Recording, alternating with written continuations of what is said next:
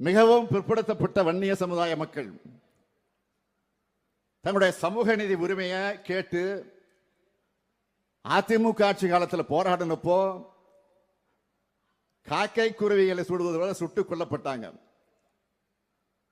1987 இது நடந்துச்சு.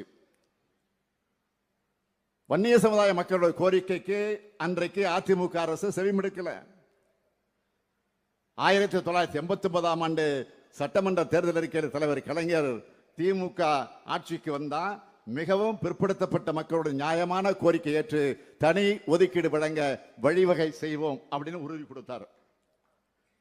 சொன்ன மாதிரியே தலைவர் கலைஞர் அவர்கள் முதலமைச்சர் நாற்காலிலே அமர்ந்து 43வது நாள்ல மிகவும் பிற்படுத்தப்பட்டோருக்கான 20 விழுக்காடு ஒதுக்கீட்டை உருவாக்கி கொடுத்த வரலாறு தான் கலைஞருடைய வரலாறு, திமுக ஆட்சியின் வரலாறு. நான் மணிமண்டபம் கட்டுவேன், ஆனா வன்னியர்களுக்கு இடஒதுக்கீடு கொடுக்க மாட்டேன். இது ஒரு அடையாளம். மணிமண்டபம் கட்டுங்க, ஆனா அது போதாது. எங்களுக்கு இடஒதுக்கீடு கொடுங்க. உங்களுக்கு அதிகாரம் இருக்கிறது, எல்லா அதிகாரம் உங்களுக்கு தான், கையெழுத்து போட்டா போதும். இதை கொடுக்க முடியாத ஒரு முதலமைச்சர். ஆனா நான் சொல்றேன், தமிழ்நாடு வரலாற்றில்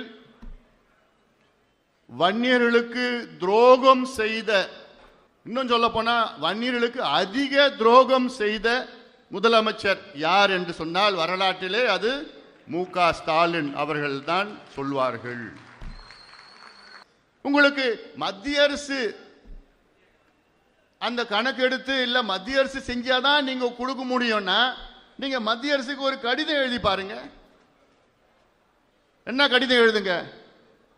மத்திய அரசு கிட்ட போயிட்டு 20 விழுக்காடு எம்பிசியை மறுசீரமைப்பு செய்ய நாங்கள் திட்டமிட்டிருக்கின்றோம், உள்ஒதுக்கீடு கொடுக்க திட்டமிட்டிருக்கின்றோம், அது செய்வதற்கு எங்களுக்கு அதிகாரம் இருக்கிறதா என்று ஒரு கடிதம் எழுதுங்க. நான் எழுதியிருக்கலாம்ல.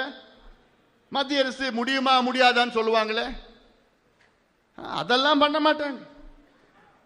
அதெல்லாம் செய்யறது கிடையாது. நாங்க மணிமண்டபம் கட்டுறோம், அந்த தியாகிகள்லாம் வர வச்சு அவங்க கிட்ட சொல்லி கிள்ளி 2 நாளா ட்ரைனிங் நடக்குது.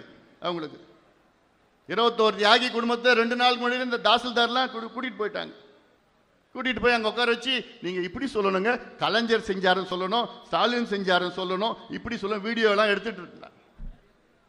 யாரு சொன்னாலும் என்ன, அதற்கு இந்த 20 விழுக்காடு இடஒதுக்கீடு கிடைத்ததுக்கு காரணம் ஒரே ஒரு நபர், மருத்துவர் ஐயா அவர்கள் தான், நம்முடைய ஐயா அவர்கள் தான். எத்தனை பேர் என்ன சொன்னாலும் சரி. அதனால இதெல்லாம் வரலாற்றில் இருக்கும், நல்லா பேச போறாங்க இதெல்லாம்.